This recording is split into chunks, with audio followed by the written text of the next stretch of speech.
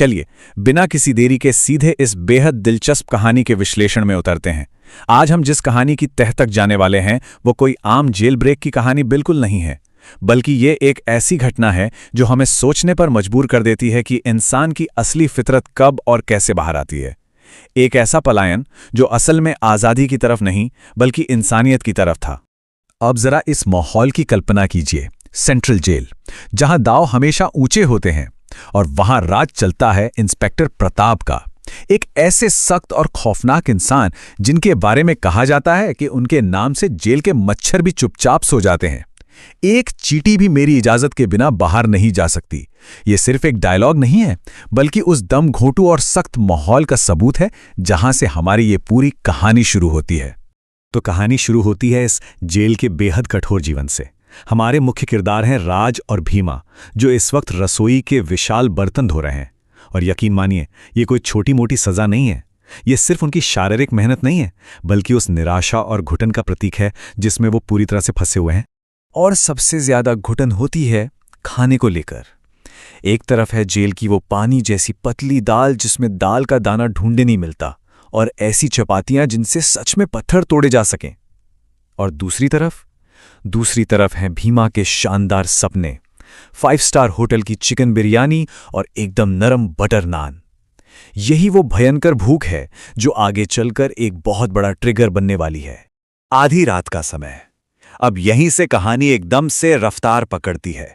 रसोई की छत पर बनी एक पुरानी ईंटों वाली चिमनी है जिसकी लोहे की जाली जंग खाकर पूरी तरह टूट चुकी है, और जैसे ही राज की नजर उस टूटी हुई जाली पर पड़ती है, बस एक दुस्साहसिक और अचानक से भागने की योजना दिमाग में आ जाती है। बाहर आजादी और सबसे जरूरी अच्छा खाना। रात के 2 बज रहे हैं। सब कुछ एकदम चुपचाप किसी हॉलीवुड की डकैती वाली फिल्म जैसा चल रहा है। 2 पुरानी लकड़ी की टेबलें एक के ऊपर एक रखी जाती हैं, लेकिन यहां एक जबरदस्त कॉमेडी हो जाती है। जब भीमा उस कालिक भरी चिमनी से गुजरता है तो उसका बड़ा सा पेट चिमनी के बीच में ही फंस जाता है, और भयंकर बदबूदार राख की वजह से उसे जोरों की छींक आने लगती है। किसी तरह वो अपनी छींक रोकता है और आखिरकार दोनों बाहरी दीवार से छलांग लगा देते हैं। लेकिन छलांग लगाने के बाद क्या होता है? वो सीधे गिरते हैं एक आश्रम के आंगन में रखी टमाटर की टोकरियों पर। धड़ाम! सारे टमाटर पिचक जाते हैं और उनके काले पड़े कपड़ों पर लाल रस लग जाता है। रात के 2:15 बज रहे हैं। सब कुछ शांत है, लेकिन तभी रहस्य गहरा जाता है। वो देखते हैं कि एक बुजुर्ग व्यक्ति, जिनका नाम केशव है, रात के अंधेरे में कुर्सी पर बैठे फूट फूट कर रो रहे हैं। और रात के ठीक 3 बजे यहीं से एक ऐसा फैसला लिया जाता है जो सब कुछ बदल कर रख देगा। अब यहां कहानी कॉमेडी और सस्पेंस से हटकर एक बहुत ही गहरी संवेदना की तरफ मुड़ जाती है, क्योंकि जब राज और भीमा को आश्रम की असली स्थिति पता चलती है तो वो हैरान रह जाते हैं। वो बुजुर्ग केशव इसलिए नहीं रो रहे थे क्योंकि उन्हें चोरों का डर था। उनके दर्द की वजह कुछ और ही थी। वजह थी 200 लोग। जी हां, 200 बेसहारा और भूखे बुजुर्ग अगली सुबह एक बहुत बड़ी दावत की उम्मीद कर रहे हैं। वो पिछले 1 हफ्ते से इस अन्नदान का इंतजार कर रहे हैं। लेकिन सबसे बड़ी त्रासदी ये हुई कि जो ठेकेदार खाना बनाने वाला था वो सारे पैसे लेकर भाग चुका है और पीछे छोड़ गया है सिर्फ कच्चा राशन। अब हमारे दोनों किरदारों के सामने एक बहुत बड़ा सवाल खड़ा हो जाता है। एक तरफ आश्रम का पीछे का गेट खुला है, वो चुपचाप वहां से निकलकर हमेशा के लिए आजाद हो सकते हैं और बाहर जाकर गरम गरम समोसे खा सकते हैं, या फिर वो वहीं रुककर मदद कर सकते हैं। लेकिन रुकने का सीधा मतलब है पकड़े जाने का खतरा और वापस इंस्पेक्टर प्रताप की वही भयानक लाठियां। यहीं पर शुरू होता है उनका प्रायश्चित। और सबसे दिलचस्प बात जानते हैं क्या है? राज का रुकने का फैसला ये कोई किताबी नैतिकता नहीं थी, बल्कि ये उसके अपने ही दर्दनाक बचपन की यादों से जुड़ा था।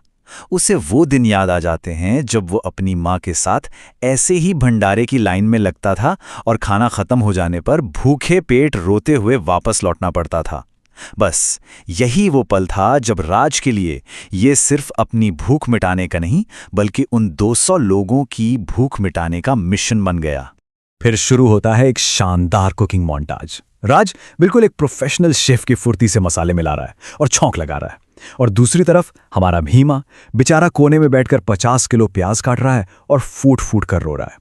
यहाँ एक बड़ा ही मजेदार पल आता है जब भीमा कहता है कि इन प्याजों ने तो उसे उसकी गांव वाली पुरानी प्रेमिका की याद दिला दी है, जिसने उसे बिल्कुल ऐसे ही रुलाया था। ये हास्य और मेहनत का जो तालमेल है ना, ये इस पूरे सीन में गजब की जान डाल देता है। देखते ही देखते सुबह हो जाती है और आलू गोभी का कोरमा, गाढ़ी दाल, खुशबूदार पुलाव और मीठी खीर की शानदार खुशबू पूरे आश्रम में फैलने लगती है। ये सिर्फ भोजन नहीं था, ये एक पवित्र दान था। और इसका अंदाजा इस बात से लगाया जा सकता है कि जब भीम उस खाने को चखने की कोशिश करता है तो राज उसे सख्ती से रोक देता है। वो कहता है कि ये भूखों के लिए भगवान का प्रसाद है और जब तक वो लोग नहीं खा लेते इसे जूठा बिल्कुल नहीं किया जा सकता। और फिर वो समय आता है जब उन्हें एहसास होता है कि सच्ची आज़ादी असल में है क्या। आंगन में पंक्ति लग चुकी है। राज और भीमा, जो अभी भी चिमनी की कालिक और टमाटर के रस से सने हुए हैं, बहुत ही प्यार और सम्मान से उन बुजुर्गों को खाना परोस रहे हैं। और बदले में उन्हें जो सच्चे दिल से दुआएं मिल रही हैं, यकीन मानिए वो उनके जीवन का सबसे अनमोल और खूबसूरत क्षण बन जाता है। यही होता है सच्चा प्रायश्चित, यानी निस्वार्थ सेवा के जरिए खुद का उद्धार करना। लेकिन ठीक इसी भावुक पल में कहानी में फिर से एक जबरदस्त ट्विस्ट आता है। इंस्पेक्टर प्रताप, वो दीवार से लेकर आश्रम तक कालिख के निशानों का पीछा करते हुए अपनी पूरी टीम के साथ वहां पहुंच जाते हैं। हवा में लाठियां घुमाते हुए वो इन फरार कैदियों को बेरहमी से गिरफ्तार करने के लिए पूरी तरह से तैयार हैं। लेकिन तभी केशव आगे आते हैं और जो कहते हैं वो बहुत ही भावुक कर देने वाला है।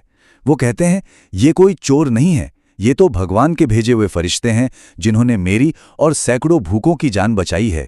ये सीधा टकराव था। एक तरफ कानून की सख्त और ठंडी नजर थी जो राज और भीमा को सिर्फ अपराधी मानती है, और दूसरी तरफ केशव और उन बुजुर्गों की कृतज्ञता जो उन्हें फरिश्तों का दर्जा दे रही थी। और इसी बीच राज अपने आप ही इंस्पेक्टर प्रताप के सामने आत्मसमर्पण कर देता है, और जो बात वो कहता है वो इस पूरे विश्लेषण का सबसे गहरा प्रभाव छोड़ती है। आपकी जेल की दीवारें और लाठियों का डर हमें नहीं बदल पाया सर, लेकिन इन गरीबों की भूख और इस एक रात ने हमें इंसान बना दिया है। राज साबित कर देता है कि आज़ादी कोई बाहरी चीज नहीं है, वो हमारे अंदर है। जो काम सजा का खौफ नहीं कर सका, वो सेवा के एक छोटे से निस्वार्थ काम ने कर दिखाया। और कहानी का अंत बहुत ही खूबसूरती से होता है। हमेशा सख्त और क्रूर दिखने वाले इंस्पेक्टर प्रताप की आंखों में भी एक बदलाव आता है। उनके चेहरे पर पहली बार इज्जत की एक सच्ची मुस्कान दिखाई देती है। वो अपनी लाठी नीचे कर लेते हैं। वो समझ जाते हैं कि उनके सामने अब जेल से भागे हुए चोर नहीं खड़े हैं, बल्कि वो इंसान खड़े हैं जिन्होंने अपना प्रायश्चित पूरा कर लिया है। राज और भीमा बिला हथकड़ी के पूरे सम्मान के साथ गर्व से जेल वापस लौटते हैं। इस विश्लेषण को खत्म करते हुए एक बहुत ही गहरा सवाल हमारे सामने खड़ा होता है। वास्तव में एक इंसान को अपराधी या एक अच्छा इंसान क्या बनाता है? ये कहानी हमें दिखाती है कि कैसे किसी का उद्धार सेवा और करुणा के सबसे अप्रत्याशित रास्तों पर भी मिल सकता है। क्या कठोर सजा इंसान को बदलती है या फिर इंसानियत का एक छोटा सा स्पर्श? इसी गहरे विचार के साथ हम आज का ये विश्लेषण यहीं समाप्त करते हैं। ये कहानी यकीनन हमेशा याद रहने वाली है।